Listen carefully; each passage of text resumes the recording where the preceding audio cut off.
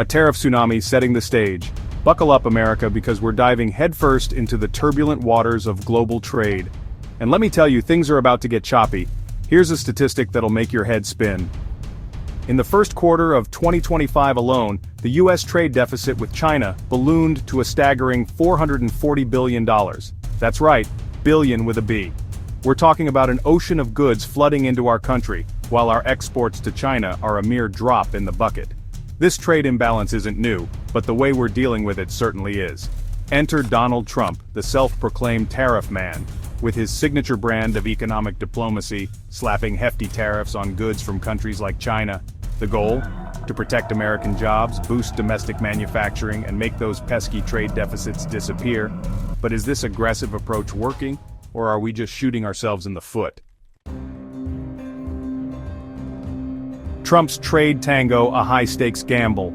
Trump's trade policies, much like his tweets, can be described as unpredictable, aggressive, and often lacking in nuance. His weapon of choice? Tariffs, those pesky taxes on imported goods. And he's not afraid to use them, folks. We're talking about tariffs on everything from steel and aluminum to solar panels and washing machines. Now, some argue that these tariffs are a necessary evil, a tough love approach to level the playing field and protect American businesses from unfair competition.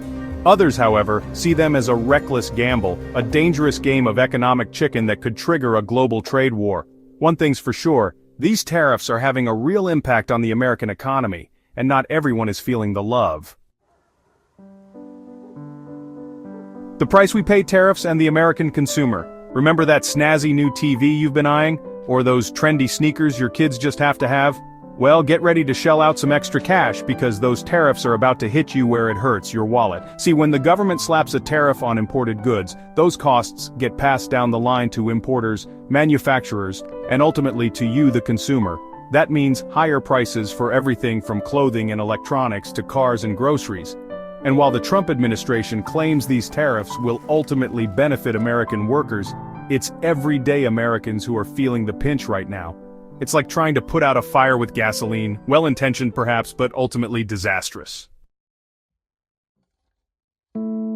Business on the brink: how tariffs impact American companies. It's not just consumers feeling the heat from these tariffs. American businesses, both big and small, are caught in the crossfire of this trade war. Take, for instance, American manufacturers who rely on imported components to build their products. Those tariffs are driving up their production costs, forcing them to raise prices, cut jobs, or worse, shut down altogether. And it's not just the manufacturing sector feeling the pain. Farmers, who rely heavily on export markets, are facing retaliatory tariffs from countries like China, decimating their businesses and leaving them struggling to stay afloat.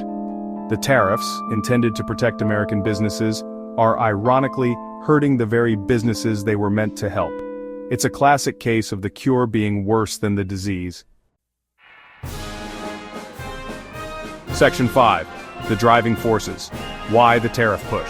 So, what's driving this aggressive push for tariffs? Well, the Trump administration argues that tariffs are necessary to protect American jobs and industries from unfair trade practices by countries like China. They point to the massive trade deficit with China as evidence that the playing field is tilted against the United States. But there's also a political calculus at play. Trump's America First rhetoric resonates with his base, and tariffs are a tangible way for him to show he's fighting for American workers. However, critics argue that these tariffs are nothing more than a reckless gamble, a short-sighted attempt to bully other countries into submission that could ultimately backfire and harm the global economy. Section 6. A deal with a sting: the UK trade agreement. Remember that special relationship between the US and the UK?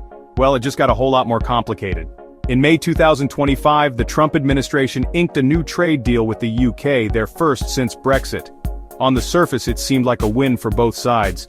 The UK gained some much-needed trade independence, while the US secured greater access to the British market. But look closer, and you'll find a sting in the tail.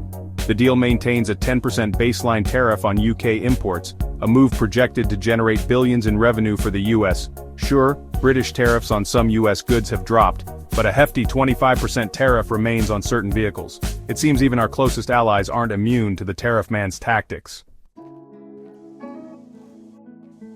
Section 7. The Global Trade Conundrum: Unintended Consequences. The problem with tariffs is that they rarely achieve their intended goals. In fact, they often have the opposite effect, triggering retaliation from other countries, disrupting global supply chains, and ultimately harming the very economies they're supposed to protect. The escalating trade war between the US and China is a case in point. As tariffs rise, so do prices for consumers and businesses, leading to decreased demand, job losses, and slower economic growth. And it's not just the US and China feeling the pain. The International Monetary Fund has downgraded global economic growth predictions for 2025, citing trade tensions as a major factor. Section 8. The Tariff Tightrope, a delicate balancing act. So where do we go from here? That's the million-dollar question, folks. The truth is, there are no easy answers when it comes to global trade. It's a complex dance involving economic interests, political calculations, and diplomatic maneuvering.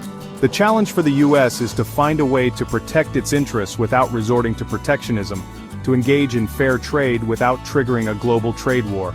It's a delicate balancing act and one that requires a nuanced approach, something the tariff man hasn't exactly been known for. Section 9. Join the conversation, your voice matters. The future of global trade, and indeed the global economy, hangs in the balance. What's at stake is not just the price of your next smartphone or flat-screen TV, but the livelihoods of millions of people around the world. This isn't just about economics, it's about our interconnectedness, our shared fate in an increasingly globalized world. So what do you think? Are tariffs the answer? Or are they a dangerous gamble? We want to hear from you. Share your thoughts in the comments below, and be sure to check out our website for more in-depth coverage of this critical issue.